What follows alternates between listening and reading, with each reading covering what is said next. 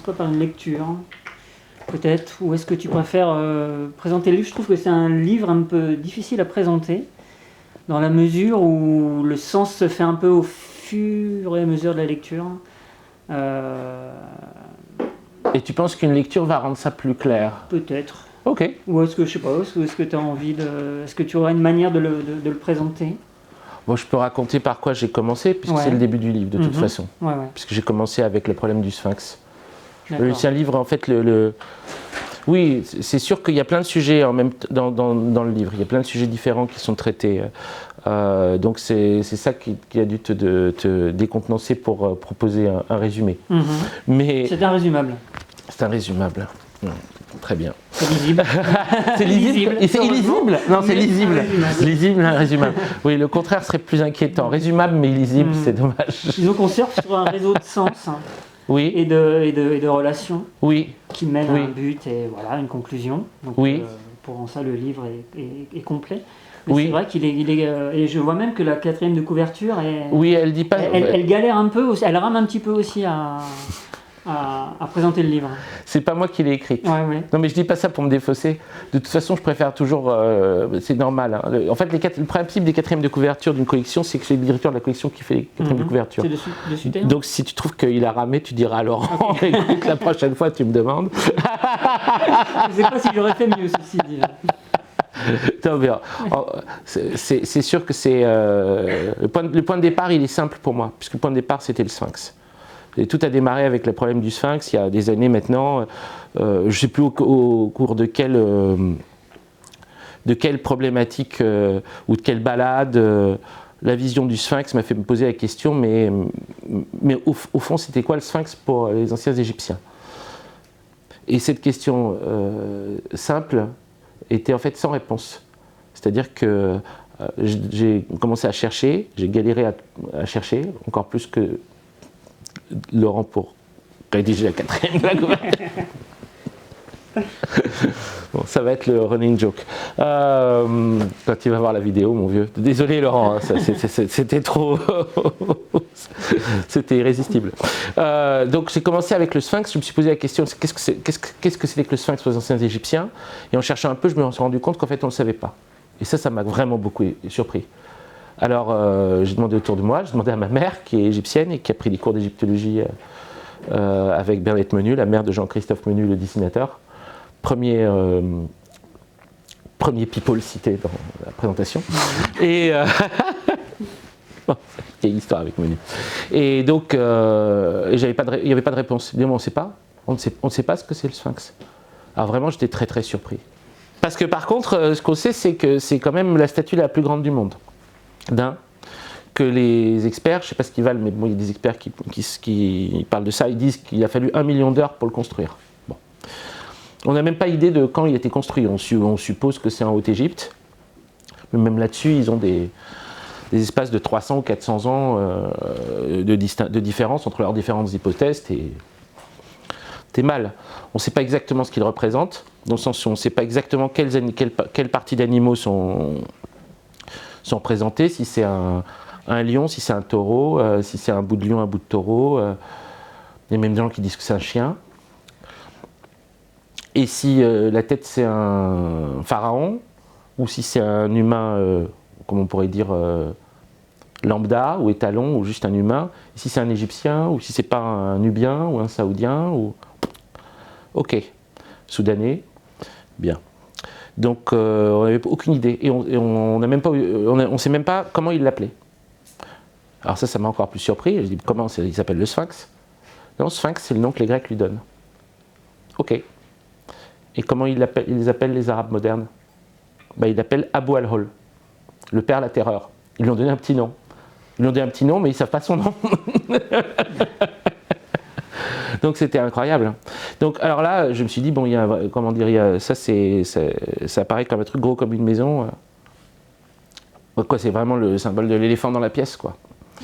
Donc, plus gros mystère du monde. Là, depuis un temps indéfini, indétrônable. Puis, étape suivante, ce que j'apprends et qui m'a vraiment tellement plu, c'est qu'en fait, si on ne fait pas des efforts immenses, il s'ensable toujours. Donc, il est recouvert par le désert régulièrement. Donc il faut faire des efforts de fou pour désensabler quelque chose, on ne sait même pas ce que c'est. Tout ça, c'était tellement merveilleux. Donc pour moi, ça m'est apparu comme une espèce de... comme une image, quoi, comme une gigantesque image de la présence, mais vraiment indéboulonnable, du mystère dans le monde. Et ça, c'était le premier temps. Et le deuxième temps, c'est quand j'ai commencé à me poser des questions sur l'enquête policière, les faits divers, les enquêtes irrésolues, les enquêtes résolues. Qu'est-ce que c'est que de mettre en place un récit dont on va trouver le coupable? Pourquoi il y a si peu d'enquêtes policières où à la fin on ne trouve pas le coupable? Bon, ça s'explique, hein. Les gens ils deviendraient dingues, mais malgré tout, je veux dire, c'est un genre qui a été reproduit tellement de nombreuses fois. Alors ça, c'était à l'époque où j'avais travaillé sur Twin Peaks que je m'étais posé cette question déjà. Donc ça remonte vraiment. Ça remonte la question de l'enquête policière et pourquoi il y a si peu de récits de type policier où à la fin on est laissé sur le mystère et on n'a pas de résolution. Et surtout que la résolution est souvent décevante dans la plupart des récits policiers. En fait, c'est intéressant, c'est-à-dire qu'on veut la résolution comme des dingues, puis une fois qu'on l'a, on abandonne le tout, quoi. On oublie, on s'en fout.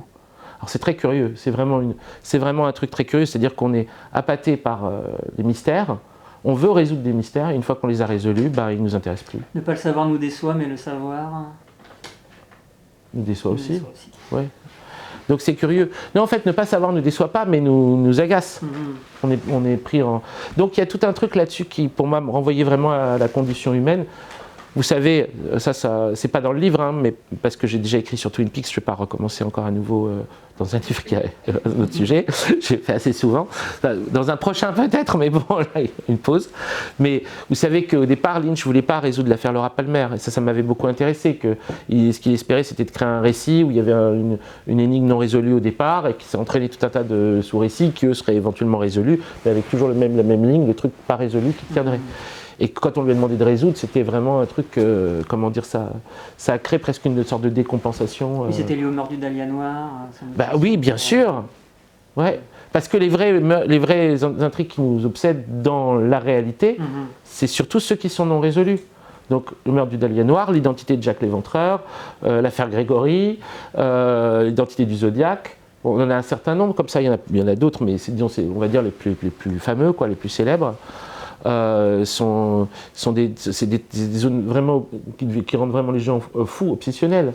Donc pour moi c'était très intéressant. Donc du coup j'ai profité aussi du confinement, le confinement étant ce qu'il est, pour commencer à ramasser tout ce qui était pour moi de l'ordre du mystère, enfin vraiment tout un tas de champs que j'avais déjà traversés, élaborés, mais pas terminés. Et je me suis rendu compte que ça traçait une sorte de labyrinthe. Il y avait aussi l'idée de construire un livre comme un labyrinthe, ce qui n'est pas du tout évident pour un essai. On sait les attendus du lecteur pour un essai par rapport aux attendus du lecteur pour un roman. Le lecteur d'un essai n'a pas envie se faire trop balader non plus. Pour autant, on peut essayer de voir comment on peut tirer le fil. Je suis content que ce soit un livre pas facile à résumer pour ça, parce que c'est toute proportion gardée. J'ai voulu construire un peu comme ces romans dans lesquels on rentre, on ne sait pas du tout où ils vont, et en même temps on se dit tiens, ça change encore, ça change de forme et ça continue, et pourtant je sens bien qu'il y a un fil ténu qui relie les trucs entre eux, mais j'arrive plus vraiment à saisir de quoi ils parlent. Donc pour toi l'objectif est vraiment... J'en sais rien, enfin en tout cas, c'était commencer à construire aussi une forme à laisser. Ça reste une exégèse, c'est pas vraiment une enquête, hein, c'est quand même plutôt une exégèse. Pas vraiment une enquête dans le sens où je prétends pas trouver des coupables du tout, mais ça traverse beaucoup d'enquêtes, dont Jack l'Éventreur, dont l'affaire Grégory, dont la création de l'enquête policière par Edgar Poe, l'apparition des profilers avec Robert Ressler et John Douglas. Tous ces éléments-là rentrent en jeu.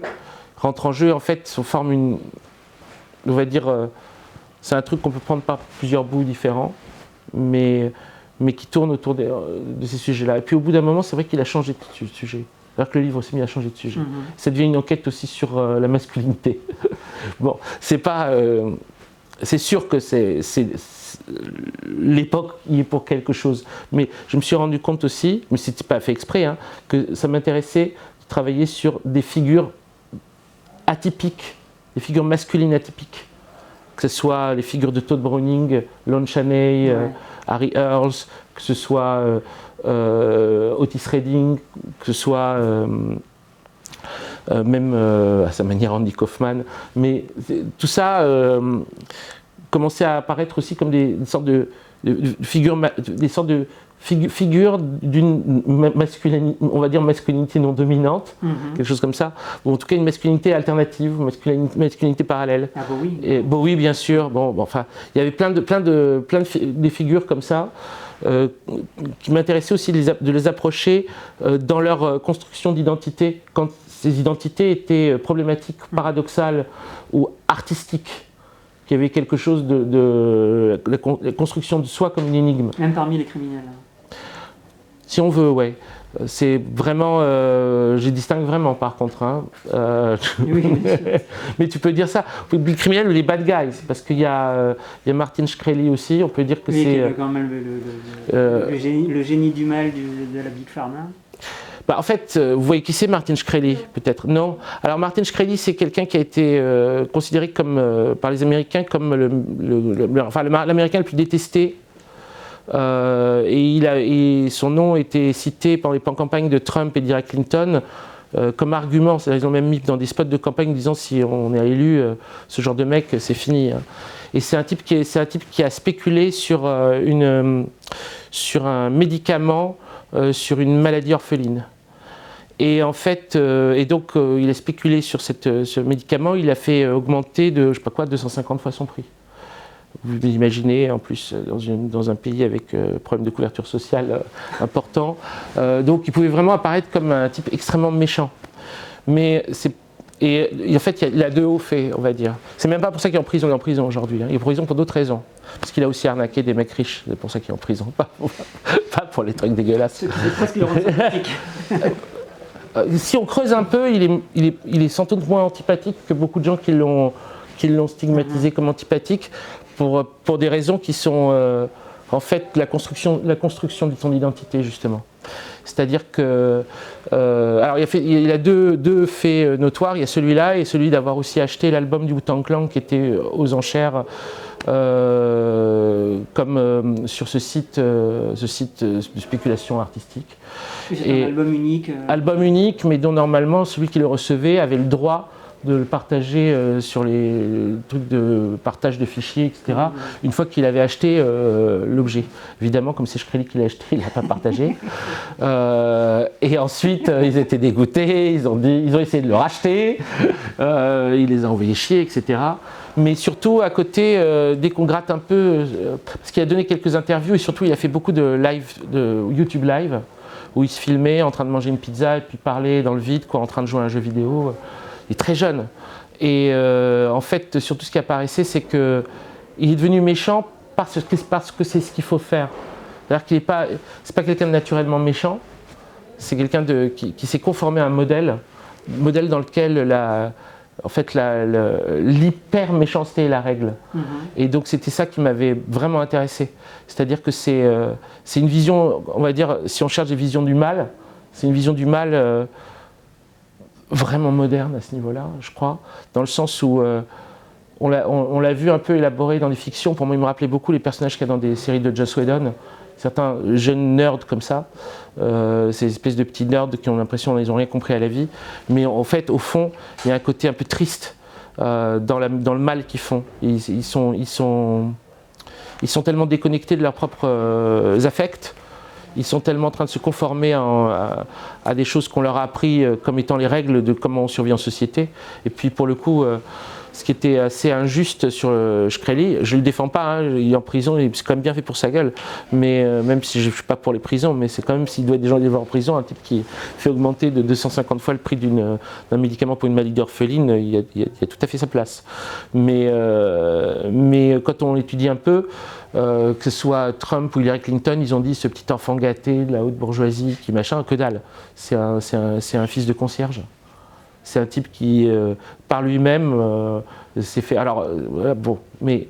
Et il a regardé les modèles, il a regardé ce qu'on lui a appris, il s'est dit, bon, il faut être comme ça. Et qui vivait tout seul et qui était dans une espèce d'appartement complètement vide, alors qu'il était multimilliardaire.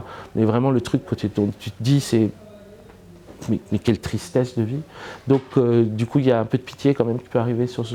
Mais c'est une figure qui m'intriguait. En tout cas, au départ, il m'intriguait en tant que tel parce que j'entendais tout le temps son nom cité et c'était quasiment devenu une sorte de symbole du mal, surtout dans des textes américains ou dans des interviews des gens qui parlaient. Et que Shkreli devenait vraiment comme signe égal, quoi. Et donc, tu creuses un peu et tu te rends compte à quel point tout ça est questionnable. Pas questionnable qu'il ait fait des actes mauvais, mais ce qui est questionnable, c'est... Comment il était fabriqué. Voilà, c'est ça, exactement. Même, on peut dire... Même dans le monde, non mais même dans le monde spéculatif ou boursier, on peut aussi discuter de la question, on peut aussi questionner le contexte, pas seulement quand, mettons, c'est un crime qui est commis par un prolétaire, mais c'est des crimes qui sont commis. Même là, on peut avoir des éléments qui peuvent dire, ça le dépasse tout ça. C'est vraiment le produit d'une société qui est organisée en tant que telle et il essaie de se conformer à un modèle et voilà ce que ça donne et c'est même pas sûr qu'il comprenne ce qui lui arrive. Il exécute un programme, ça le dépasse. Et toutes ces questions, de toute façon, de qu'est-ce qu'on doit faire, m'intéressaient aussi. C'est pour ça qu'après, c'est des liens qui se créent entre des choses qui sont très, très éloignées, mais c'est une question qui revient plusieurs fois. Il y a aussi un texte sur Je suis trois femmes, enfin, qui s'appelle Je suis trois femmes, mais qui est sur trois femmes de Robert Altman. Le film Trois femmes de Robert Altman est un film qui se passe dans les années 70, au moment de, on va dire, de la liberté la plus grande acquise, etc. Et dedans, en fait, c'est un film qui est comme une sorte de cauchemar. Et il y a un moment où l'un des deux personnages féminins principaux, dans les trois femmes, il y en a deux qu'on voit beaucoup plus que la troisième, qui sont joués par Shelley Duvall et Sissy Spacek. Et celui qui est joué par Shelley Duvall dit à Sissy Spacek, tu bois pas, tu fumes pas de hashish, tu t'amuses pas, tu fais rien de ce qu'on est supposé faire. Bon, rien de ce que cette idée me faisait tellement rire, et en même temps tellement de peine. Vous comprenez, voilà, toute la question de le déplacement des conformités à un modèle, quoi. Et c'était intéressant de voir, au plein milieu des années 70, un film qui présente le modèle émancipatoire aussi comme un modèle sur lequel on demande une conformation pour pouvoir exister en société. Donc pour moi, Shkreli, de cette façon, il a fait ce qu'il était supposé faire. Il a juste suivi le chemin qu'on lui a pris. C'est un petit soldat. Et c'est toute la question, ça fait partie des questions. Donc ça démarre avec la question du mystère, ça continue sur les questions des modalités de l'enquête policière. Pourquoi est-ce que l'enquête policière a pris cette place? Qu'est-ce qui nous a mobilisé là-dedans? Qu'est-ce qui nous a mobilisé aussi sur pourquoi est-ce qu'on est obsédé par les faits divers qui sont irrésolus? Qu'est-ce qu'on attend de leur résolution? Qu'est-ce qu'on peut dire de leur non-résolution? Parce que pour chacun, en fait, le nombre de significations qui peut être tiré de ces faits divers non résolus est sans doute beaucoup plus grand que s'ils étaient résolus. Et ça, sans doute, ça paraît paradoxal, mais la question de Jack l'Éventreur et des identités attribuées à Jack l'Éventreur, chacune des hypothèses sur Jack l'Éventreur raconte une histoire. On aurait trouvé qui était Jack l'Éventreur, ce serait réglé, on serait passé à autre chose. Puis ça se trouve, on ne sait même pas qui c'est. Aujourd'hui, on l'aurait oublié. Mais le fait de ne pas avoir trouvé qui c'était a fait que les gens ont tiré des fils tout à fait différents les uns des autres. Ils ont tiré des fils et chaque fil a raconté une histoire qu'on n'aurait jamais trouvée s'il n'y avait pas eu cette irrésolution. Donc cette irrésolution en fait est et en fait l'irrésolution des énigmes, l'irrésolution de l'enquête devient elle-même facteur de signification et de substance, devient substantielle. Et il y avait Jack l'Éventreur et puis de côté j'ai pris l'affaire Grégory. Non seulement parce que, il semblerait qu'on puisse jamais en sortir, Bon, ce qui m'avait donné envie au départ, c'était simplement, je crois, c'était à l'époque où j'étais encore sur les réseaux sociaux, c'était des posts où les gens comparaient l'affaire Gregory à Twin Peaks. C'était vraiment l'affaire Gregory The Return. Et à ce moment-là, ça fait tilt. Je me suis dit, il y a un truc. C'est une intuition collective, ça. Et en effet, oui, il y a de quoi avoir une intuition collective. Quelques éléments, parce que sinon je vais vous saouler si je repars là-dessus. Mais juste des petits éléments. L'affaire Gregory, ce qui est intéressant, très intéressant, ce qui est très singulier. Premier point. On peut dire que la première raison pour laquelle l'affaire est irrésolue, c'est sa surmédiatisation. Jamais un fait divers n'avait été médiatisé à ce niveau. Dans le sens où un fait divers, et dans le sens où c'est un petit village, et d'un coup on a 200 ou 300 journalistes parisiens, ou de la France entière, hein, mais enfin vraiment des équipes énormes qui déboulent et qui occupent le village. Non seulement ils occupent le village, mais ils modifient l'enquête, parce qu'ils interagissent énormément avec les suspects. En interagissant avec les suspects, dont un, je crois que c'était le mec du Figaro, convainc donc l'un des suspects, sans doute que ce n'est pas le coupable, le père, Jean-Marie Villemain, convainc que Bernard Laroche, un autre des suspects, ne sera jamais arrêté, que c'est bien lui, on est d'accord, c'est lui et compagnie, qu'est-ce que tu vas faire? Il va sortir là, et puis tu vas voir que c'est foutu, etc. Et il va le tuer. En le tuant, l'enquête sera foutue. Vraiment foutue. Mais c'est pas le seul truc qui la rend impossible. L'autre truc qui la rend impossible, c'est le caractère impressionnable du juge Lambert. Juge Lambert, fan de littérature. Enfin, aimer la littérature n'est pas forcément une solution dans la vie. Peut être une qualité, mais pas pour tout. Et donc, en fait, Libé a la grande idée d'envoyer Marguerite Duras pour mener l'enquête, Miss Marple. Elle arrive, elle rentre dans la maison des Villemain et elle dit « Je sais, c'est elle ». C'est elle.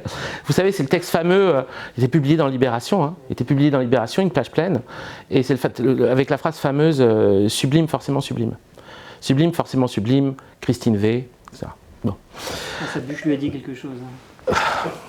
Sa bûche aurait dû lui dire de se taire. Parce que après, le juge Lambert, il ne va pas en démordre. Seulement, il ne va pas en démordre, il va charger Christine Villemain, qui, enfin, on n'en sait rien, mais a priori, elle est innocente. Elle va faire de la tôle. Elle va finir par être innocentée, elle va finir par ressortir, depuis elle est cachée. Mais non seulement ça, mais le fait que l'affaire ait été réouverte pas dans le sens de, on va dire, l'hypothèse Duras-Lambert, a fait que le juge Lambert s'est suicidé, il y a quelques années. Quand ils ont rouvert l'affaire, il s'est suicidé, il a laissé un mot en disant « tant qu'on ne voudra pas avoir la vérité, à savoir Christine Villemain ». Savoir qu'elle est... Ouais. Incroyable. Incroyable. Donc, l'affaire Gregory reste irrésolue, mais elle est nourrie à ras-bord d'éléments extrêmement intéressants, vraiment extrêmement intéressants, qu'on peut tirer et dont on peut, on va dire, qu'on peut raccorder à plein d'autres choses chacun. Parce que si c'est... Encore 2-3 éléments, on va pas... Mais juste pour vous donner une idée. S'il a été tellement médiatisé, c'est quand même curieux, c'est juste après le tournant de la rigueur. Alors, c'est peut-être une interprétation hasardeuse, mais mon hypothèse, c'est que le tournant de la rigueur, vous voyez, le tournant de la rigueur, c'est-à-dire à partir du moment où c'est Fabius qui est Premier ministre et que Mitterrand décide qu'on va suivre, il y a there is no alternative et on va suivre le libéralisme.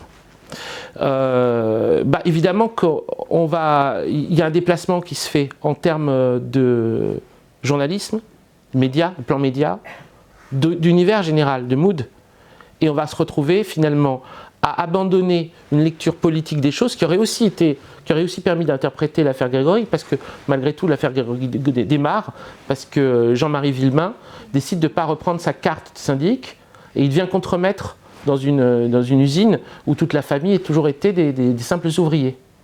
Et donc il y a une espèce et ça c'est le truc qui ressort en fait il y a 2-3 ans. C'est ça dont on reparle il y a 2-3 ans. À l'époque on n'en parlait pas du tout.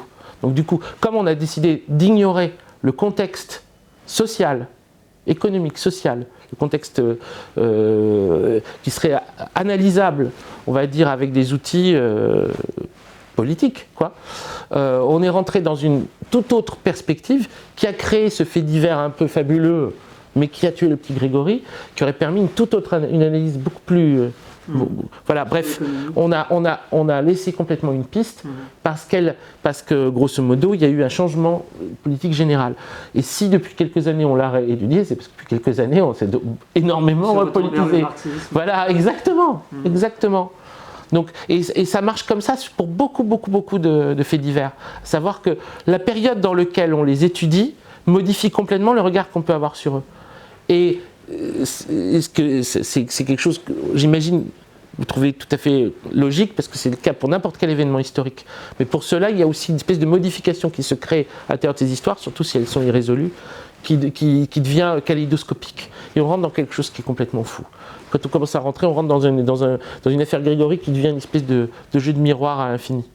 Et où les liens aussi avec la fiction vont devenir fous. Parce que le juge Lambert va aussi commencer à écrire des livres d'autofiction, parce que, de l'autre côté, non mais vrai, c'est vrai,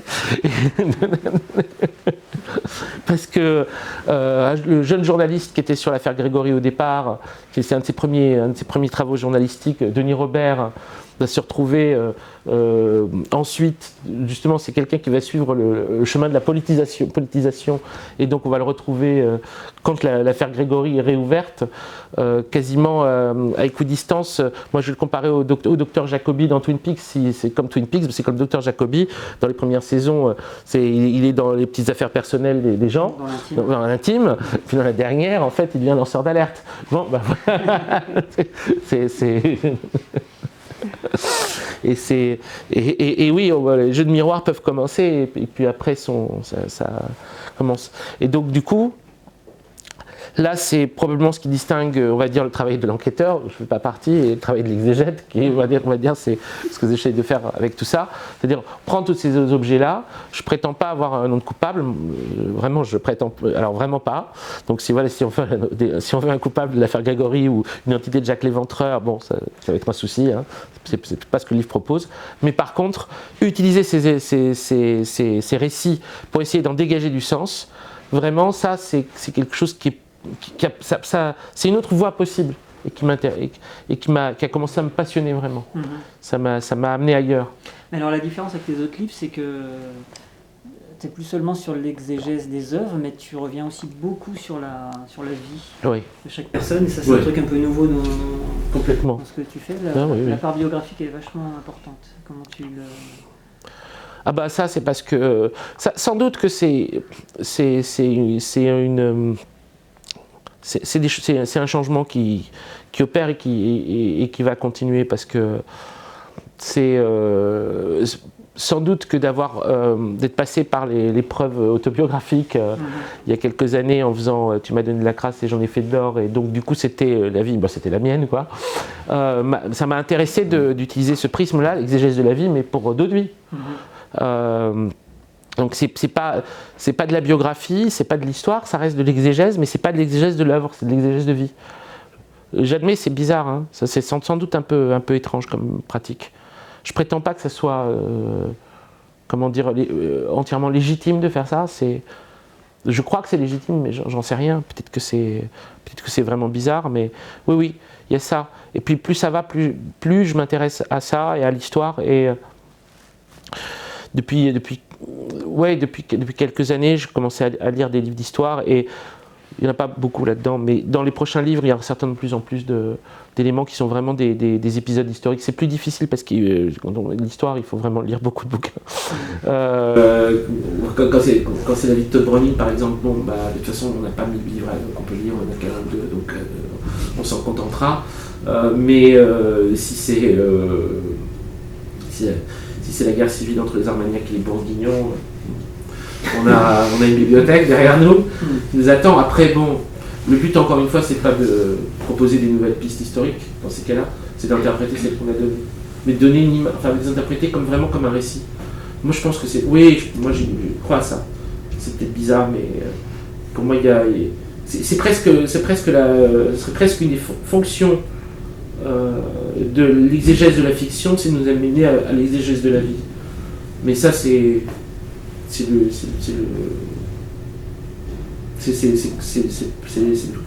là où le labyrinthe m'a amené, quoi. D'accord.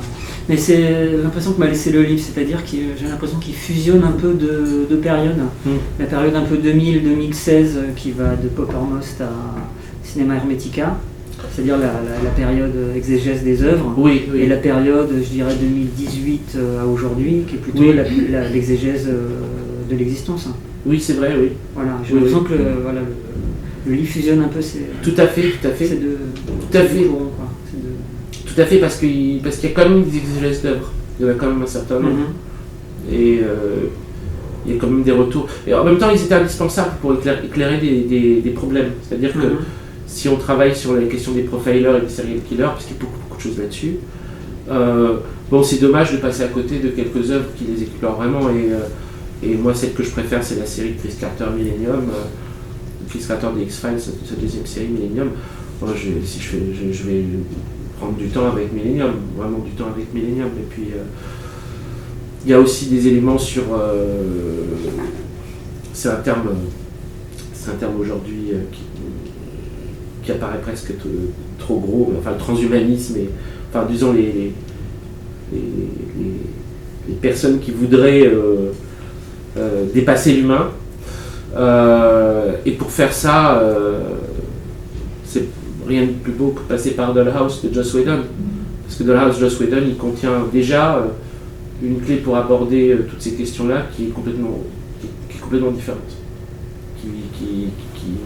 Ça te permet de faire un pas de côté total pour pouvoir aborder des sujets qui sinon peuvent tomber dans on va dire des apories. Puisque de toute façon, ils n'ont pas réalisé leur dépassement de l'humain. Donc on parle sur du vide, quoi. Mais... Bon. Ok, mais il y a un petit nouveau, par contre, c'est Otis Redding. Petit nouveau. Un passage sur Otis Redding. Alors ça, c'est aussi quelque chose que j'aimerais pouvoir faire plus tard. C'est-à-dire que ça fait très longtemps déjà que mes amis, Pierre Thévagnan, m'a dit il faut que tu écrives des textes sur la musique soul. Et dès le début, il me dit ça il y a 10 ans peut-être maintenant, ou un peu moins peut-être.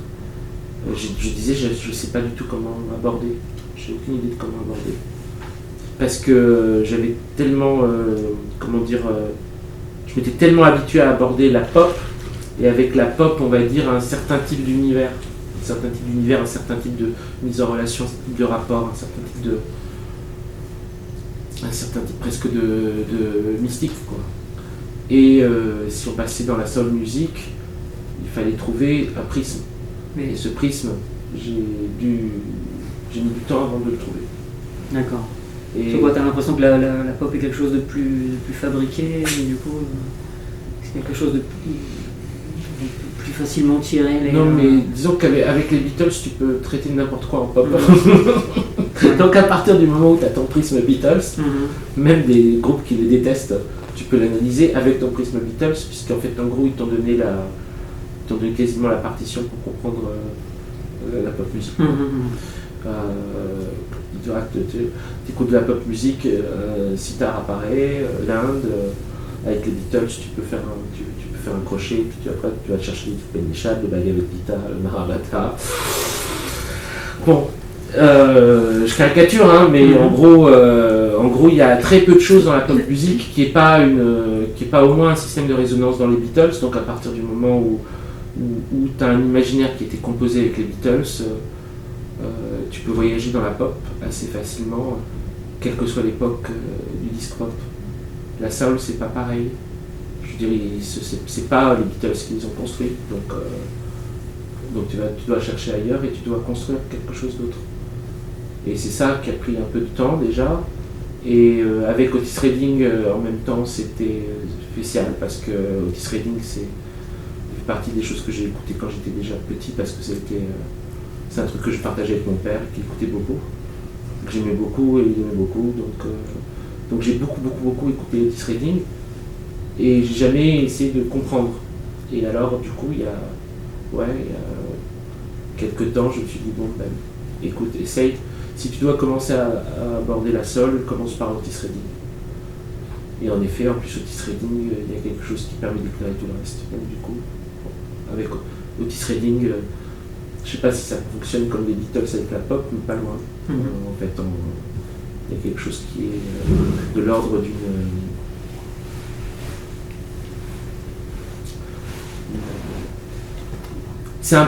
tout ça, c'est des plans de labyrinthe. Hein, c'est un regard qu'on peut poser sur les œuvres. Hein, c'est comme si on regarde une œuvre, on se dit c'est une tapisserie. Ça peut dire de la même chose. C'est difficile de prendre une œuvre et d'arriver à donner à poser une structure qui puisse se déplacer. Donc moi, souvent, je les vois comme des tapisseries, comme des tapisseries un peu labyrinthiques. Donc la discographie des Beatles, j'imagine comme une sorte de tapisserie un peu labyrinthique. Et à partir de cette tapisserie un peu labyrinthique, les autres vont trouver des points de raccord. Et donc du coup, je vais pouvoir trouver mon chemin à l'intérieur de celle-là. Et on peut faire pareil avec beaucoup de choses. C'est des espèces de... Des techniques d'approche. C'est la cuisine interne. Peut-être que ça ne vous intéresse pas. D'ailleurs, par rapport au bandeau, c'est vrai que le livre est un peu vendu comme ton lipstick traces. Qui ça a fait ça? Pourquoi lipstick traces? Parce que à cause du bandeau. Ah, c'est le sous-titre de lipstick traces? Plus ou moins, ouais, il me semble. Hein, Ah, c'est donc pour ça. Ouais. Alors pareil, le bandeau, non mais c'est pas, je m'en défausse pas du tout, c'est une idée de l'éditeur. Hein. Donc moi j'ai dit ouais, bonne idée, mais c'est peut-être. Alors je peux pas me positionner là-dessus. Oui, il y a un truc d'une histoire du XXe siècle, mais en même temps ça démarre un peu avant, ça démarre et ça continue pas mal après. Oui, bon donc, c'est une histoire de, pour moi c'est une histoire de notre sensibilité moderne. Donc il y a un gros prologue avec le Sphinx, avec la question de la place du mystère. Puis après on bascule entre d'un côté Edgar Poe qui construit l'enquête policière, et avec la construction de l'enquête policière, beaucoup de problèmes qui se posent, énormément de problèmes qui se posent, mais qui, en construisant l'enquête policière, surtout construit le type de rapport à la scène du crime ou à la personnalité du criminel qui va permettre de construire un nouveau type d'enquêteur. C'est ça, ce qui fait aller chez Edgar Poe, c'est pas seulement qu'il a construit ses enquêtes policières, même si c'est vraiment un truc énorme, c'est aussi parce que Robert Hessler et John Douglas, dans leur biographie, quand ils expliquent qu'est-ce qui leur a plu leur métier, ils ont dit on a trouvé notre source dans les fictions. Notre métier n'existait pas en fait avant. C'est les profilers, c'est les premiers profilers. Pourquoi est-ce que le métier n'existait pas avant? Parce que normalement un enquêteur classique, quand il y a une victime, il enquête en essayant de trouver qui parmi ses proches. Donc on demande à sa cousine, sa sœur, sa mère, son fils, son patron, est-ce que vous connaissez les ennemis, est-ce que les gens lui en voulaient, est-ce qu'elle vous a déjà parlé d'un problème qu'elle avait eu avec quelqu'un, etc. Pour les serial killers, ça ne sert strictement à rien puisqu'ils ont choisi de façon presque aléatoire, qu'ils ne les connaissaient pas. Ça sert strictement à rien. Donc il fallait une nouvelle méthode. Cette nouvelle méthode, c'était qu'il fallait trouver la personnalité du tueur à travers le crime. Donc pour ça, ils ont dû partir d'un tout autre rapport au monde, d'un tout autre rapport même à la déduction. Et ce qui les intéressait dans les personnages de fiction, c'est leur rapport à la scène du crime. C'est-à-dire que quand ils arrivent dans un lieu, ils se mettent à regarder à travers le lieu des indices. Mais ce que faisaient pas en vrai, enfin ici, se mettre à la place de l'assassin. Chercher sa signature. En gros, ce qu'il dit, c'est chercher sa signature. C'est pour ça qu'au départ, quand je m'intéressais au profiler, je trouvais qu'il y avait quelque chose qui se rapprochait du critique d'art, chercher la signature de l'auteur, et un peu plus tard, je me suis rendu compte que ça allait plutôt vers la voyance. Ça basculait du critique d'art à la voyance. Parce qu'en réalité, quand il arrive sur la scène du crime du tueur des sentiers, John Douglas, un des premiers profilers, il commence à faire la liste des éléments qu'il comprend tout de suite sur le tueur des sentiers, et il termine en disant il a un défaut d'élocution. C'est le truc qui va être repris, verbatim, pour le personnage de Will Graham dans Red Dragon, dans le premier roman de Thomas Harris, qu'on va retrouver ensuite dans la série Hannibal et tout ça. Donc, il regarde le truc, il dit ah oui, il a un défaut d'élocution. Scène de crime. On voit qu'il a un défaut d'élocution. Et il le dit, dans son biographie, il dit des gens m'ont dit qu'il y avait probablement un rapport entre ce que je faisais et la voyance, et je ne nie pas. Il y a quelque chose de bizarre. Puis de toute façon, ça les rend malades au bout d'un moment. Et c'est très particulier la question du profiler, donc ça m'a beaucoup intéressé. Je ne m'intéresse pas tellement au serial killer, je m'intéresse beaucoup au profiler en fait. Pourquoi? Parce que le profiler, Dans le profiler lui-même, il y a quelque chose qui est vraiment, qui est réappropriable, à savoir, on pourrait dire le voyage chamanique quasiment, ça représente. Dans le monde moderne, dans les fonctions du monde moderne, celle qui se rapproche le plus de la magie, au fond, le rôle du profiler. Même s'il y a de la psychologie qui est en jeu, mais elle est jouée de façon tellement différente. Ces espèces de projections qu'ils sont obligés de faire. Le rapport, oui, tu dis empathie, c'est tout à fait juste. Il doit vraiment voir la place de l'autre. Et voir vraiment la place de l'autre, donc devoir suspendre un instant son jugement, pas pour dire oh là là le pauvre, etc., pour l'arrêter quand même, pour l'empêcher de nuire. Mais pour empêcher de nuire quelqu'un, il faut pouvoir suspendre son jugement. Ça, je trouve ça très intéressant de façon générale. Pour moi, c'est adaptable dans plein d'autres trucs. C'est-à-dire que c'est adaptable dans sa vie personnelle, vraiment. S'il y a quelqu'un qui te nuit, plus tu le jugeras dans ta tête, plus en fait il rentrera dans ta tête, en gros. Et c'est ce personnage qui me plaît tellement de la série Millennium de Chris Carter qui engueule un flic à un moment. Parce que le flic il en fait une aperture, il dit putain ce salaud, etc. Parle de tu en série, il dit un salaud, oui. Enfin bon. Enfin ça dépasse le problème est plus large, on va dire. Et lui il dit arrête, tu le fais rentrer dans ta tête, c'est toi qui dois te mettre dans la sienne. Et c'est ça le truc intéressant. C'est-à-dire qu'en gros c'est voué à la puissance. Moi je pense que même à un niveau politique ce serait intéressant. Vous voyez, on est dans des situations, on revoilà encore avec on voit bien qu'on va, j'espère que non, mais là, on est amené à reproduire une nouvelle aventure de Castor Junior, où le méchant a changé, et donc les Castor Junior vont devoir faire un barrage aux prochaines élections contre le nouveau bad guy. Évidemment qu'il est détestable, mais c'est pas le problème c'est que ça s'arrête, cette connerie. Voilà. Alors après, bon, c'est pas le sujet d'aujourd'hui. Mais c'est pour juste dire que toute cette question, je trouve très intéressante, tellement intéressante. Moi, j'ai l'impression d'avoir appris des témoignages des profilers, des autobiographies qu'ils ont écrites, etc. J'ai l'impression d'avoir appris beaucoup des choses concrètes, très intéressantes. Après, les problèmes qui sont posés par l'apparition des serial killers sont vastes et renvoient à un problème de société très vaste. Et ça, c'est plus quand j'étudie Jacques Léventreur que je vais essayer de le comprendre, d'étudier. En articulant à la fois Jacques Léventreur, le tueur du Zodiac, quelques figures comme ça qui ont déjà un rapport. C'est des étapes d'un rapport aux médias. Il y a toujours un rapport aux médias très intriguant là-dedans. Très intriguant, pas sympathique du tout, évidemment. Encore une fois, juste, on va essayer de faire comme le profiler, que si tu mets dans sa tête plutôt que de le faire rentrer dans la nôtre en disant tiens ce salaud, et puis des gens, en plus on parle de lui dans les journaux. Oui, bien sûr, il tue des gens, en plus on parle de lui dans les journaux. Mais en fait, il veut surtout qu'on parle de lui dans les journaux. Il veut créer un personnage derrière lequel il se cache, personnage mystérieux, mais il veut savoir qu'il a de l'action sur les hommes. Il veut savoir que les gens le craignent, pensent à lui, et partout, qu'on ne peut pas lui échapper. Il veut savoir ça avant tout. Alors quand bien même il ne donne pas son nom parce qu'il va se faire arrêter, c'est à la fois la création de ce persona dit quelque chose de son rapport au monde, son rapport au succès, de son rapport à l'échec, de son rapport à la médiatisation, dit quelque chose aussi de notre rapport général à tout ça. C'est-à-dire que les serial killers, c'est pas non seulement c'est un phénomène moderne, c'est pas du tout un phénomène constant. Ça c'est l'autre truc que j'ai trouvé évidemment totalement fascinant. Mais je pense en général, même de toute façon, les pathologies ne sont pas des phénomènes constants.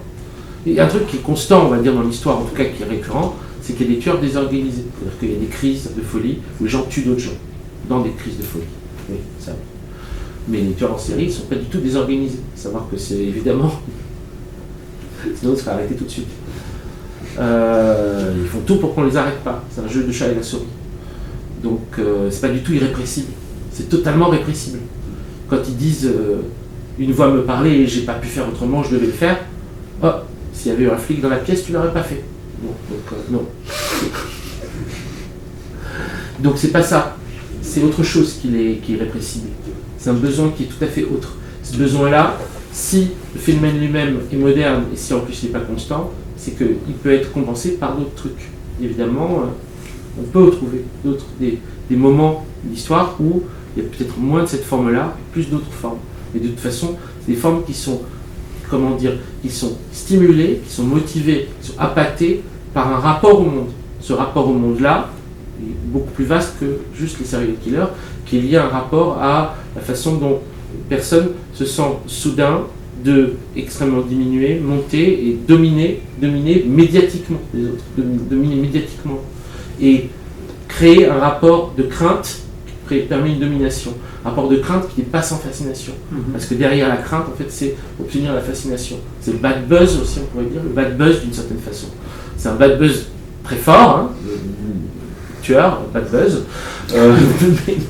mais dans une forme plus atténuée. Toute personne qui veut obtenir un bad buzz, il est dans un rapport de ce type-là. Il veut qu'on parle de lui en mal, parce que ça crée un rapport dégoût, mais de fascination. Et dans cette fascination, on peut quand même récupérer quelque chose qu'on a l'impression d'avoir perdu. Et en même temps, c'est dans cette combinaison extrêmement étrange qu'il peut aussi être piégé, qu'il peut aussi être attrapé. Parce qu'il n'est pas indemne d'une forme qui est présente dans tous les hommes, hein, à différents degrés de puissance, et qui ne prend pas toujours la même forme, que Edgar Poe a défini comme le démon de la perversité, et que je raccorde à l'âme adventiste de Basilide. Ça vous fait le lien avec les 100 bras. Les 100 bras sont très présents dans le livre. Ça fait quand même partie des livres avec les 100 bras. Et l'âme adventiste de Basilide, donc Basilide, on appelle ça les gnostiques chez les chrétiens, moi j'appelle ça les 100 bras parce que Jésus les appelle les 100 bras. Je fais comme si c'était maintenant l'acquis. Je sais que ce n'est pas forcément le cas. Si vous voulez, dans des questions, on pourra revenir là-dessus. Il faut qu'on avance. Sinon, on est encore demain. L'âme adventiste. L'âme adventiste, c'est donc à l'intérieur de chaque homme, il y a aussi un ennemi intime. Il y a aussi un ennemi intérieur. Et il faut le définir non pas comme le désir, notre propre désir, mais comme en fait quelque chose qui est à l'intérieur de nous joue contre nous, joue sans cesse contre nous. Donc ça, Basilide l'a appelé l'âme adventiste. L'âme adventiste, comme une âme qui sera à l'intérieur de nous, à côté de notre âme. Et cette âme adventiste, c'est comme une sentinelle du pire, on va appeler ça le démiurge, le diable. C'est pas exactement la même chose. Vous voyez, le pire. Et l'âme adventiste, donc Poe, lui, parle du démon de la perversité, c'est très intéressant, c'est assez proche. Mais après Poe, comme lui le forme ce truc-là, il dit j'ai jamais trouvé un seul philosophe qui en parlait, tous les philosophes sont passés à côté, donc c'est très important, il y a quelque chose en l'homme qui essaie de le faire chuter, quelque chose en l'homme qui fait qu'il va faire ce qu'il déteste, parce qu'il le déteste, pas pour en obtenir un plaisir autre que de faire ce qu'il déteste, et derrière finir par être assimilé à ce qu'il déteste. Donc, hyper intéressant. Ça revient dans 2 textes de Poe, écrit en majuscule d'un coup, je suppose. Poe, c'est comme s'il avait eu besoin de 40 vies. C'est-à-dire, il invente l'enquête policière, il en fait 3. Il forge un concept, il fait 2 nouvelles avec. C'est tout. Donc le démon de la perversité, et le démon de la perversité, évidemment, est un outil pour pouvoir attraper, mettons, le serial killer, pour le profiler, évidemment, parce que le serial killer, il fait tout. C'est un jeu de chat à la souris, mais il fera toujours quelque chose, il fera une chose pour se faire attraper. Il va finir par faire une chose pour se faire attraper. Parce qu'au bout du compte, il aimerait quand même qu'on le retrouve.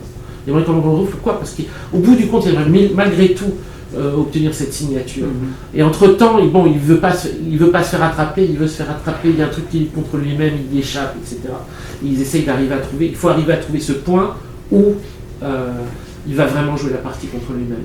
C'est vachement intéressant, tous ces éléments-là de l'histoire des profilers, vachement intéressant, éclaire, rentre en miroir, rentre en coordonnée avec des éléments qu'on peut trouver dans les fictions, et puis aussi peut être projeté à la fois sur des questions générales, politiques, historiques, globales, et sur des questions très intimes. Donc pour moi, cette question-là, en fait, le Sphinx, l'enquête policière, Edgar Poe, l'âme adventiste, le démon de la perversité, les profilers, les serial killers, on va dire le désir de la fascination par le pire, enfin comment dire, les stars du mal, tous ces trucs-là. Il y a une cohérence de toutes ces questions-là qui se posent, et elle peut être traitée, c'est facile de les traiter presque comme une ligne, comme une lanière, dans cette espèce de va-et-vient entre les faits divers et les fictions, mais tu peux les projeter à la fois dans la grande histoire et à la fois dans la petite histoire. Et c'est cette ligne ténue, voilà, qui m'intéressait. Donc du coup, c'est pas un livre d'histoire, c'est pas un livre autobiographique, c'est un livre qui se tient entre l'exégèse des œuvres et l'exégèse des vies, des sortes de petites vies, mais qui contient des éléments qui sont facilement rétroprojetables et qui sont toujours présentés comme tels. En tout cas, j'essaie toujours à un moment ou à un autre d'ouvrir sur quelles sont les conséquences, quelles sont les répercussions possibles. Voilà. Ok. Alors effectivement, tu parles beaucoup des gnostiques, des 100 rois. Toujours. En même temps, tu finis quand même le livre sur Philippe Cadic, et sur cette idée que dans son exégèse, donc il y a un chapitre qui s'appelle l'exégèse de l'exégèse, qui est l'exégèse de l'exégèse de l'exégèse et aussi la notion d'exégèse par et tout à fait. Et en même temps, tu finis tout de même par expliquer que Dick, on est passé par le gnosticisme, qu'il l'a abandonné à un moment donné pour accéder à une autre vérité. Est-ce que c'est à en dire que toi, tu en es là de ton... Pas du tout. Il est retourné au gnosticisme à la fin. T'as pas lu les dernières pages? Ah si. Attends. Bah enfin. Alors là, on va faire la lecture. Je vais te lire les dernières... je vais l'avoir, ma lecture. Voilà, le dernier passage de l'exégèse de Dick, ou un des derniers passages, mais enfin le dernier gros. Ainsi, en dernière analyse, le gnosticisme accorde-t-il la priorité la plus élevée au fait de connaître et considère-t-il l'épistémologie comme l'égale du divin? En effet, la quête gnostique, épistémologique, est en elle-même, en tant que recherche, véritablement divine. C'est l'assise la plus élevée de la vie spirituelle, et telle est ma vision de l'épistémologie. Rien n'est plus important à mes yeux. Si le gnosticisme est donc pour moi le but inexorable, c'est que la prémisse du gnosticisme est celle où s'ancre ma vie mentale. Ainsi, pour moi, dire que le gnosticisme est la solution revient à énoncer une tautologie. Putain, on ne peut pas faire plus gnostique que ça, merde. Qu'est-ce que tu veux de plus? Ok. C'est une tautologie, mais pleine de sens. C'est ainsi que pour moi, la vie spirituelle, mentale, le gnosticisme, l'épistémologie, la rationalité et la connaissance ne font qu'un. Et la quête a autant de valeur que le but de la quête. La quête est la vie dynamique de l'esprit. Connaître, c'est être. D'où cette exégèse. Elle est le dynamisme même de ma vie. Et il va mourir moins d'une semaine après. Bon, bah, je crois quand même qu'il a terminé sur le gnosticisme. Non, mais avant, c'est vrai qu'il a fait le tour. Non, mais ça, c'est très intéressant. C'est-à-dire qu'il est parti du gnosticisme, et puis il a essayé de le quitter, il a fait le tour, et en fait, à chaque étape qu'il prenait, il trouvait à chaque fois la faille d'un système. C'est-à-dire qu'il a essayé le judaïsme, le christianisme, le soufisme, le bouddhisme, il s'intéressait à l'hindouisme, beaucoup le marxisme, énormément. Il s'est beaucoup intéressé au marxisme, Hegel, Heidegger, etc. Il a pris tout ce qu'il a pu, tout. Il traversait tout ça. À un moment, il compare tout ça en fait à une sorte d'attraction foraine. Et il compare ça au voyage de crapaud vers nulle part, qui est une vieille attraction de Disneyland. Mais il dit ma vie, c'est vraiment faire le voyage de crapaud vers nulle part encore et encore, parce qu'il va chercher de nouveaux systèmes. Mais en fait, au bout du compte, en fait, c'est très intéressant parce qu'il... je vous lis encore un peu. Je vous lis pas moi, je vous lis Dick. C'est quand même mieux. Voilà. Juste avant, là je vous ai dit vraiment la toute fin. Et le passage juste avant, qui est en fait le moment où il se rend compte que pour lui, la recherche de la vérité, c'est la traversée de tous les systèmes pour en chercher à chaque fois des fragments de la divinité. Il dit ça. La vérité, comme le moi, est fractionnée, éparpillée sur des milliers de kilomètres et d'années. On en trouve des morceaux ça et là, disséminés dans l'espace et dans le temps, qui doivent être collectés. Il y en a chez les naturalistes grecs, chez Pythagore, Platon, Parménide, Héraclite, dans le néoplatonisme, le zoroastrisme, le gnosticisme, le taoïsme, chez Mani, dans le christianisme, le judaïsme, le brahmanisme, le bouddhisme, l'orphisme, les autres religions mystères. Chaque religion ou philosophie, ou chaque philosophe, en contient un ou plusieurs fragments, mais le système total l'imbrique de telle manière que finalement l'ensemble est faux. C'est ça le truc génial. C'est ça le truc incroyable. Chacun de ces systèmes doit donc être rejeté en tant que tel. Aucun ne doit être accepté aux dépens de tous les autres. Par exemple en disant je suis chrétien, ou je crois en la parole de Mani. C'est une idée fascinante. Ici, dans le monde spatio-temporel, la vérité est à portée de main, mais fractionnée sur des milliers d'années et sur des milliers de kilomètres.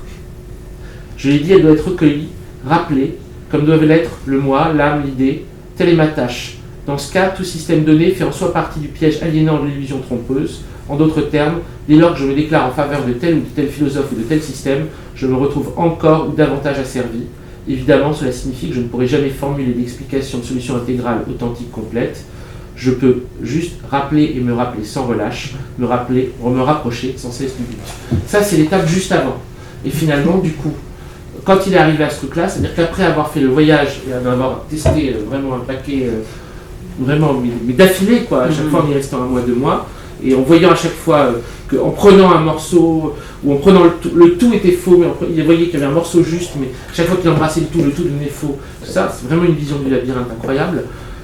Il arrive ce truc-là, et donc du coup, le fait d'avoir terminé en disant que c'est le fait de chercher qui est la vie spirituelle, du coup, il a retrouvé ce il appelle le gnosticisme, mais encore une fois, bon, on n'est pas obligé d'utiliser ce terme, mais il a retrouvé le gnosticisme par l'épistémologie, par en tout cas ce qu'il appelle l'épistémologie, en tout cas par le travail de connaissance sans relâche. À chaque fois que, en gros, une vision du monde est traversée, à chaque fois qu'un fragment de la divinité est trouvé, et en même temps à chaque fois que la forme générale qu'il implique le transforme de telle sorte que le vrai devient faux, de par même le caractère systématique de la forme qu'il prend.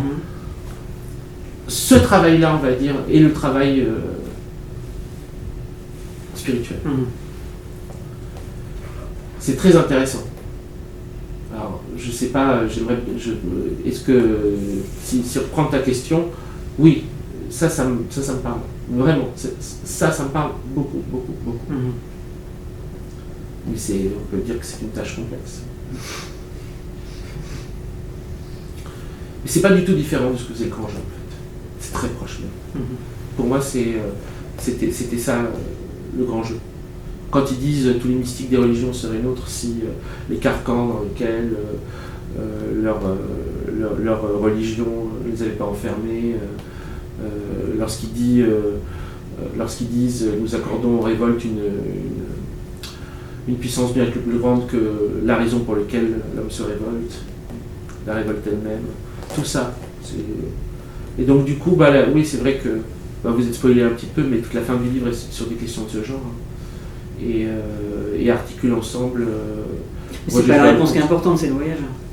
En fait, c'est. Alors, on peut dire ça. La recherche. On peut dire que la recherche est en elle-même une réponse. Si on se dit ça fait abandonner la recherche, parce qu'on dit, de toute façon, on ne trouvera pas. Non. Bon, mais. D'abord, c'est pas sûr. Peut-être qu'on le trouve, c'est juste la fin du monde, par contre. C'est que l'histoire se termine. Il n'y a plus de contradiction, il n'y a plus de pain au système, donc l'histoire s'arrête.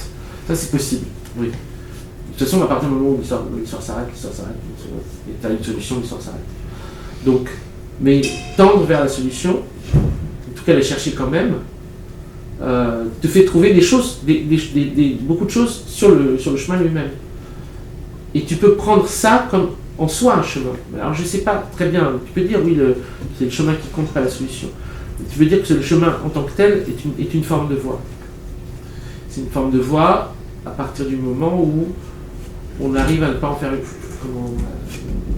partir du moment où ça ne devient ni un objet de frustration, ni un objet de frustration pour soi-même, ni un objet de pouvoir sur les autres. Et on peut dire que ça, c'est une solution, ça peut être une solution en tant que telle. En tout cas, ça me semble une manière intéressante de concevoir ça. travail de l'exégète lui-même, de toute façon, il n'est pas d'aboutir à une solution, il est d'interpréter quelque chose. Tu ne cherches pas une solution, tu continues à interpréter, tant qu'il y a encore de la matière interprétable, et a priori, il y a de la matière interprétable à l'infini. Donc le problème, pas le système auquel tu aboutis, au contraire, le système auquel tu aboutis est, on va dire, une balise momentanée. C'est pour pas devenir fou, quoi. C'est un système à un moment pour pas devenir fou. C'est important de pas devenir fou. Donc c'est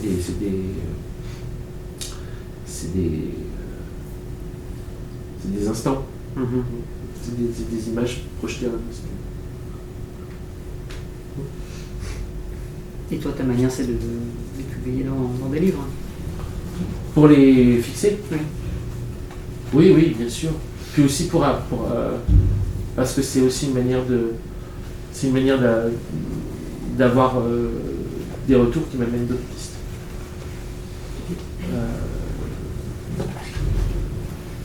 Quand tu écris un livre, après tu rencontres des gens qui ont lu le livre, qui disent ça m'a fait penser à quelque chose, vous n'avez pas pensé à ça. Oui, tu les oui, je les et tu les cites quand même abondamment. Là. Oui, bien sûr, parce que ça j'aime beaucoup, mais j'ai toujours fait un peu ça, mais je fais de plus en plus. Oui, je n'ai pas jamais cité que juste les auteurs que je lisais, mais aussi les personnes qui avaient lu le truc et m'avaient dit, tu sais, tu me là, donc ça intervient. Oui, il y a une part, ça crée ça bouge un peu la forme. J'aime beaucoup ça. Bon, est-ce que vous avez des questions? Il y a une partie il y a une partie historique quand même sur justement avec la figure de Pompidou. Oui, un petit peu. Oui. Ouais, sur. Oui. Bah ouais, peut-être je suis en train de griller un truc parce que je suis pas encore là dans le livre. Je sais que ça arrive. Et vous savez parce que dans une émission, un présentateur a dit. Moi j'aime beaucoup Pompidou. Ah oui. Je me souviens qu'il a dit ça. Mais c'est parce que moi aussi j'ai un peu feuilleté comme ça. Oui, non mais c'est pas énorme dans le livre hein, en plus. C'est pour ça que j'étais surpris qu'il marque là-dessus. Il va vraiment beaucoup l'aimer hein, parce qu'il y a 2-3 pages où Pompidou apparaît, c'est vrai. Je crois que je parle de ça parce que quand j'ai lu votre blog, oui. je crois que vous parliez des figures aussi auxquelles vous aviez envie justement historiques. Oui. Par rapport à ça, auxquelles vous avez envie de réfléchir justement. Oui. Et en vrai, j'ai pas, du coup, je me suis retenu quand même parce que je suis pas encore là, mais je crois que c'était intéressant. En fait, en vrai, l'exégèse de ces figures, c'est vrai que c'est très très intéressant aussi de voir ce que ça crée. Oui. Je sais pas si vous aviez juste quelque chose à me dire avant que je lise cette partie-là. Ça fait de toute façon partie des choses qui m'intéressent beaucoup.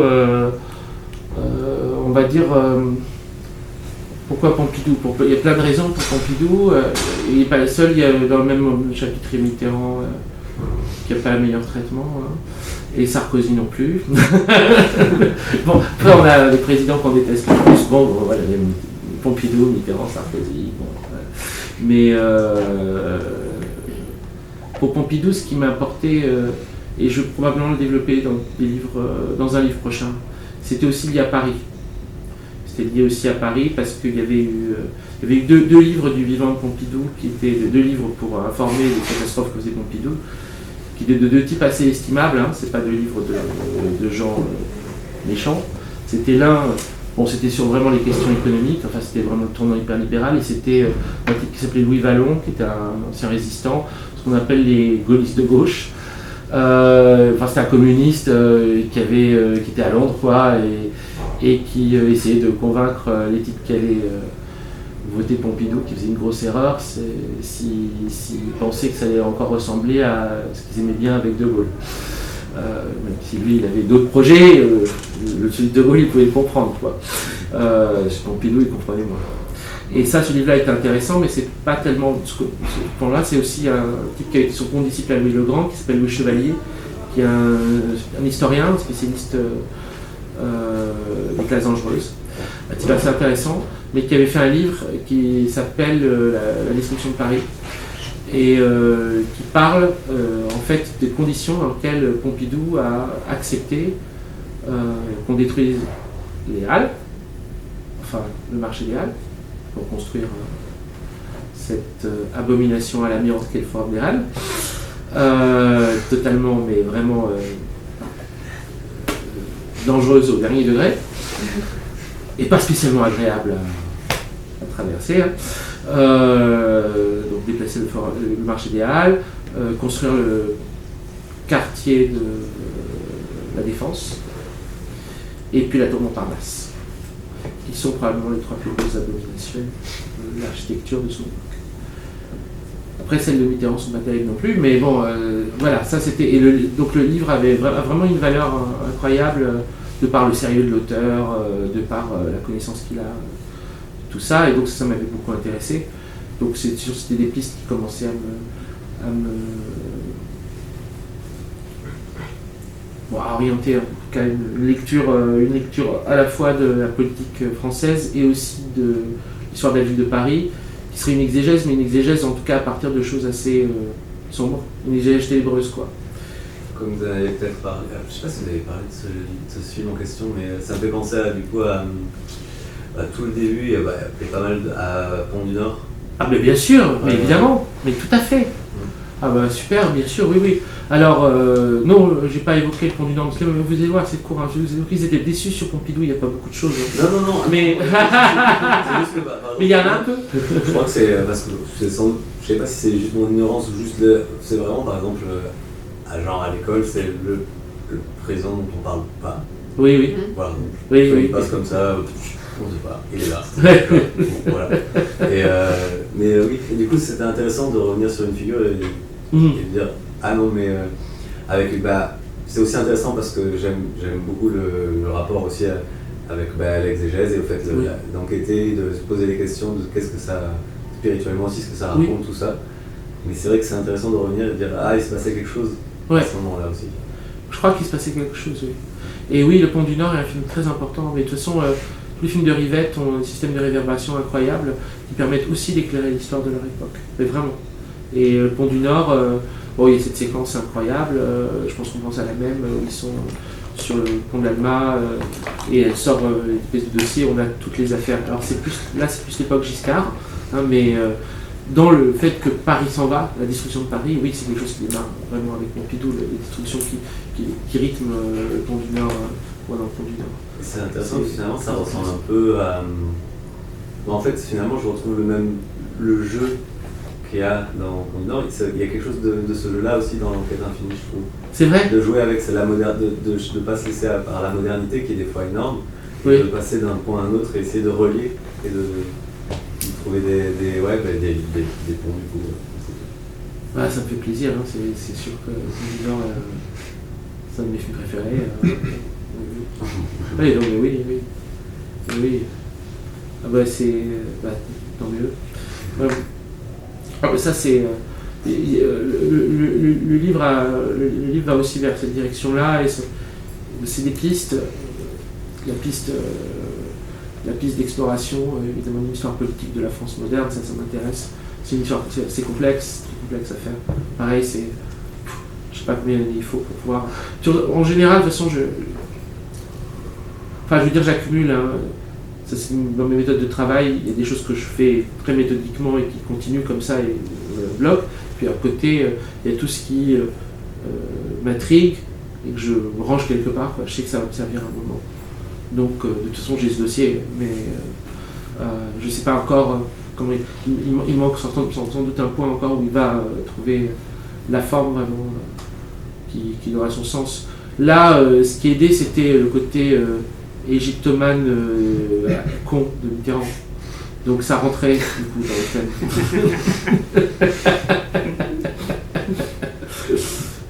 Donc voilà, avec tout ce qu'il y a avec, quoi.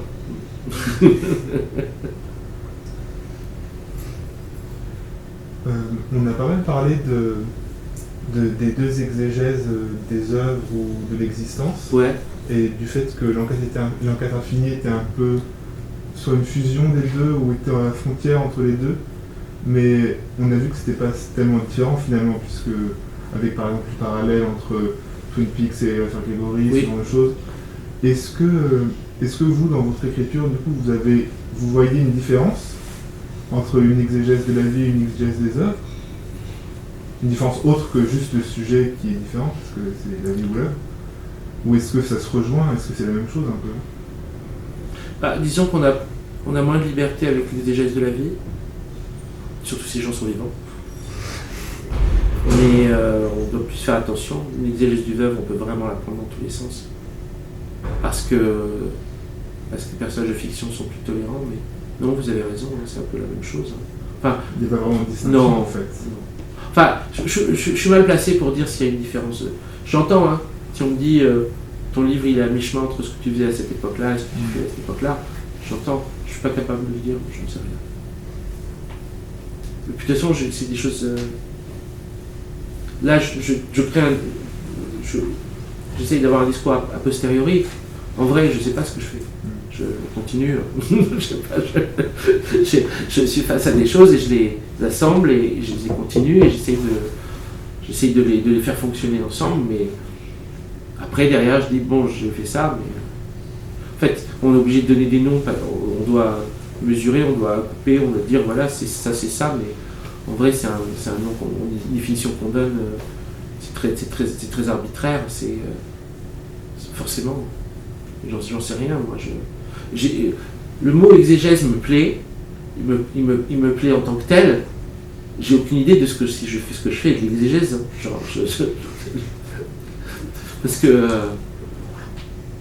Parce qu'on n'a pas créé une école qui accrédite ou qui accrédite pas. Donc je dis bon, c'est l'exégèse. Mais du reste, l'exégèse de Philippe Cadic, que j'adore, parce que c'est une exégèse en vrai. Tu peux dire que tu es en train d'imposer les règles. Hein. Ouais. Enfin, bon, c'est bien ambitieux. Et c'est bien présomptueux. Ouais. Enfin, ouais. Non, mais c'est moi qui le dis, c'est pas toi qui. Oui, voilà, d'accord. Bon, ok. Si ça sort pas de ta bouche, c'est ok. Non, mais disons qu'on met un mot sur une pratique, mais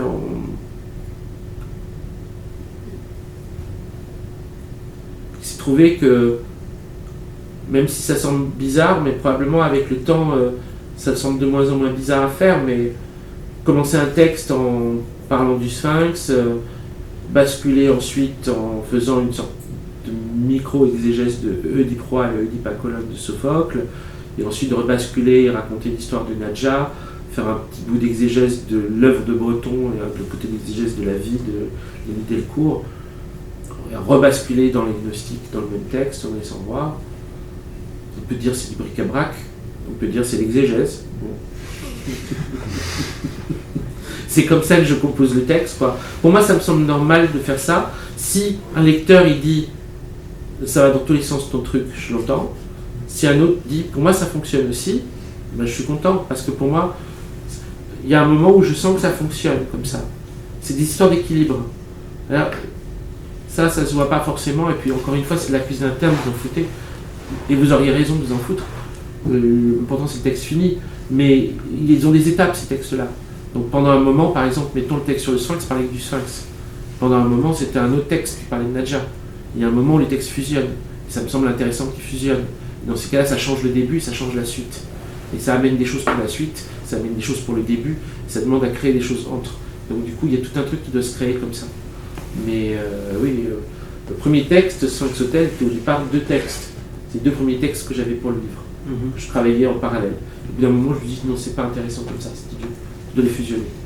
Parce que de toute façon, je voulais que le 2e texte soit sur l'enquête policière. Vous ne pouvez pas être au 3e chapitre sur l'enquête policière. Le sujet est l'enquête. Donc il faut arriver très vite sur le sujet. Tu peux arriver au 2e chapitre. Tu arrives au 3e chapitre. Moi, le lecteur, il est là, ça devient du bric-à-brac. Oui, et puis il dit, t'as fait un livre sur le Sphinx. Pour ensuite, ça devient l'enquête policière. Tandis que c'est le premier chapitre, ça va. Le Sphinx peut revenir plus tard. Bon, c'est des histoires de rythme et de machin.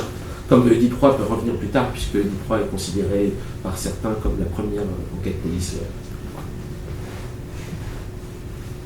Etc.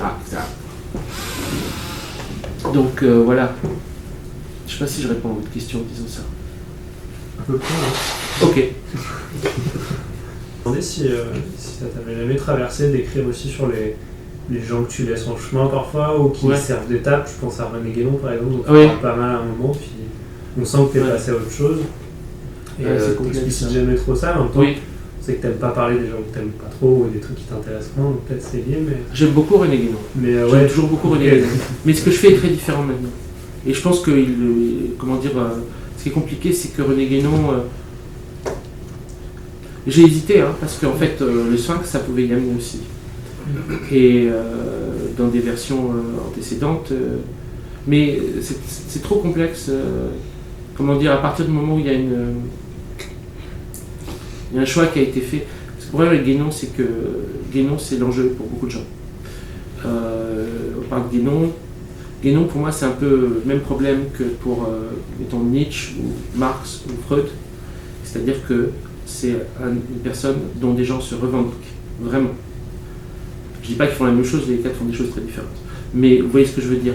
C'est mondial. C'est pas un phénomène local, c'est un phénomène mondial. Mondialement, des gens se revendiquent d'eux. Et d'une façon relativement homogène, dans le sens où c'est un sujet d'exclusion pour manque d'orthodoxie. Pour Marx, je crois que je n'ai pas besoin de vous raconter, pour Freud non plus, même Nietzsche, peut-être un peu moins pour Nietzsche, mais quand même, quand même, bien sûr que ça joue, ce truc-là, bon, quand même, les nazis et tout ça. Entre Deleuze et les nazis, je crois qu'il y a une certaine incompatibilité. Guénon, c'est très très violent, très très violent. Donc à partir du moment où c'est vrai que j'ai énormément lu Guénon, j'aime toujours beaucoup Guénon, je pense que ce que je fais est vraiment différent maintenant, que c'est pas quelque chose qu'aimeraient les guénoniens aujourd'hui. En tout cas, je me suis déjà fait bien engueuler par des guénoniens. Donc, ok, j'ai pas envie de rentrer dans cette querelle, ça m'intéresse pas. Donc si simplement mettre le nom de Guénon, ça provoque des emmerdes, m'en fous moi, c'est pas le problème. Je suis le truc. Et c'est sûr que je comprends, parce que avec Guénon peut venir une vision du monde très complète, très très complète.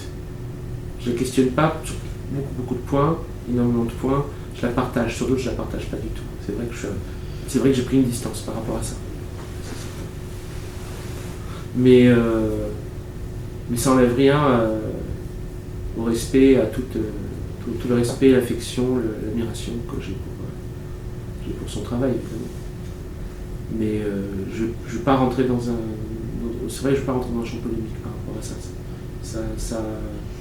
Ça gâcherait tout.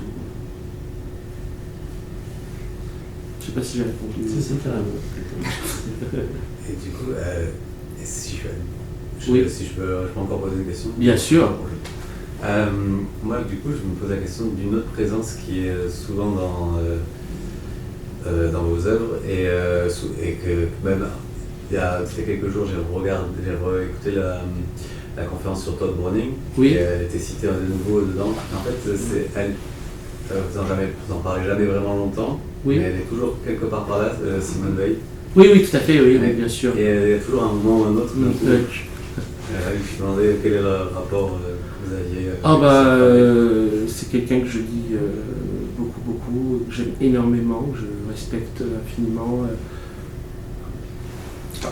Mais c'est vrai que j'ai jamais écrit de texte sur Simone Veil. C'est compliqué. Tu veux pas te fâcher avec les Veillens? Je pense que c'est pas du tout pareil. Ceci dit, il y a énormément de travaux sur Simone Veil. C'est quelqu'un sur qui les gens ont énormément écrit. Mais non, mais à partir du... je crois que ce qui serait bien, ce qu'il faudrait, ce qui serait super, c'est d'arriver à... Oui, ce serait d'arriver à pouvoir parler de façon moderne de Simone Veil. Mais c'est compliqué, c'est très complexe. Pas qu'elle soit ancienne, c'est pas si vieux, 60 ans, 70 ans. Mais vraiment, il y a quelques personnes qui l'ont fait sur des questions d'aujourd'hui, mais c'est sûr que il y a beaucoup de choses qui pourraient être faites par rapport à ça. Le problème peut-être principal pour lequel, c'est vrai que je ne sais pas rentrer Simone Veil davantage, c'est que je crois qu'elle est, Simone Veil c'est tellement intense, ses paroles, c'est tellement dense, dès qu'on y rentre, qu'en fait ça risque de déflagrationner tout le reste. C'est-à-dire qu'il y a un truc où je ne me sens pas apte. à simplement rebondir. Vous voyez, phrase de Simone Veil, et puis après reprendre la main comme ça en disant bon. Merci Simone. Pas possible. C'est trop fort. C'est beaucoup trop fort. Donc, tant que je n'ai pas trouvé un contexte qui permettrait de traiter un angle, peut-être que ce sera le catharisme, puisqu'il y a la rencontre de Simone Veil avec le catharisme. C'est possible. Peut-être que ce sera par là. Et déjà là, il y a beaucoup de gens qui ont écrit là-dessus. Mais moi, ce qui m'a intéressé, et ça, alors si, en plus c'est filmé, donc un message aussi envoyé à travers la caméra, si on peut m'en dire plus sur Simone Pétremont. J'ai rien là-dessus et c'est difficile de trouver. Simone Pétremont, c'était l'ami de jeunesse de Simone Veil, sa condisciple à Louis le Grand, je crois, avec Alain, si je dis pas de conneries. Je confonds toutes les grandes écoles. Mais je crois que c'était Louis le Grand avec Alain. Simone Pétremont, c'est celle qui a écrit la biographie de Simone Veil, elles ont été amies toute leur vie. Et elle a écrit aussi le premier livre en français vraiment très complet, en fait cette thèse énorme sur les textes de Nag Hammadi, qui s'appelle Le Dieu séparé, et qui pour moi est avec le livre d'Hélène Pagels et aussi évidemment les cours de Puech, il y a un livre sur le texte gnostique. Le Dieu séparé est un livre absolument hallucinant. Un livre compliqué, long, il fait 500 ou 600 pages, des fois un peu fastidieux, parce qu'il y a quelque chose qui est un peu de l'ordre de la philologie par moment. Elle fait vraiment un travail philologique. Donc, je dirais pas, vous ne connaissez pas Nag Hammadi, lancez-vous d'abord dans Simone Pétremont. Mais vous vous intéressez à ça, vous le lisez. Ouais, ça va reprendre un peu de temps, mais qu'est-ce que c'est bien, qu'est-ce que c'est fort. Et c'est ce mystère de c'est la même personne, c'est cette personne-là. Et dans le livre Le Dieu séparé, il y a un moment où elle fait intervenir Simone Veil dans le livre, qu'elle a écrit bien plus tard, parce que ce livre-là, elle l'a écrit 20 ans ou 30 ans après. Donc, elle a mis vraiment le temps pour le faire. Et donc, Simone Veil est morte depuis très longtemps, sa grande amie est morte depuis très très longtemps, quand elle la convoque à l'intérieur de ce livre-là, sachant qu'il y a vraiment un rapport étroit entre ce que Simone Veil attendait du christianisme et ce que peuvent apporter les textes de Nag Hammadi. Et c'est pour ça qu'elle était passée par le catharisme, par le manichéisme, qu'elle avait vu tout ça. Et donc, du coup, oui, bien sûr, il y aurait quelque chose qui serait assez central à faire, finalement. Quelqu'un d'autre que moi pourrait le faire aussi, hein, je ne sais pas, hein, vraiment. Non, mais j'aimerais bien sûr, si je peux. En tout cas, bien sûr, ce serait, il y aurait quelque chose, en tout cas, à explorer. Mais d'abord, j'aimerais avoir des éléments sur Simone Pétremont. Je veux savoir qui était cette femme. Merci. Merci. Est-ce que ça vous va? Si vous voulez, sinon c'est possible, hein, s'il y a autre chose, mais sinon on boit un coup, quoi. Ouais.